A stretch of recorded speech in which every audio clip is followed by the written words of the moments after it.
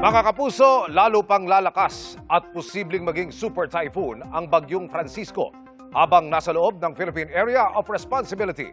Huling nakita ang sentro ng bagyong Francisco sa layong 525, silangan ng Tuguegarao City, Cagayan. Taglay na nito ang lakas ng hangin na 175 km per hour at bugsong papalo sa 215 km per hour. Pa-west, northwest ang kilos nito sa bilis na 20 km per hour. Dahil sa bagyong Francisco, nakataas na ang wind signal number 1 sa Batanes, northeastern portion ng Cagayan, pati sa eastern portion ng Babuyan Islands. Ayon sa Pag-asa, posibleng lumakas ang bagyong Francisco at maging super typhoon sa loob ng susunod na 12 oras. Mananatiling malayo sa landmass ang bagyo pero hindi inaalis ang tsansang kumilos yan pakanluran at lumapit ng bahagya sa Hilagang Luzon.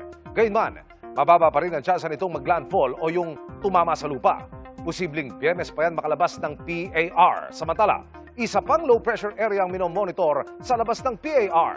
May tsansa rin niyang maging bagyo at patuloy nating tututukan kung lalapit ito sa bansa. Sa ngayon, ramdam na ang epekto ng trough o yung extension ng bagyong Francisco sa ilang bahagi ng Luzon.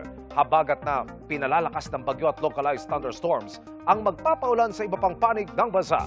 Base sa datos ng Metro Weather, umaga bukas, may tsansa ng ulan sa ilang bahagi ng Palawan, Western Visayas at ilang bahagi ng Cagayan. Bandang hapon at gabi, posible ring ulanin ang Ilocos Provinces, ilang bahagi ng Central Luzon, Mindoro Provinces, Bicol Region, iba pang bahagi ng Visayas at halos buong Mindanao. May malalakas na ulan na pwedeng magpabaha o magdulot ng landslide. Nananatili rin ang tsansa ng ulan sa Metro Manila, lalo na sa hapon o gabi, gaya ng naranasan kahapon at kanina.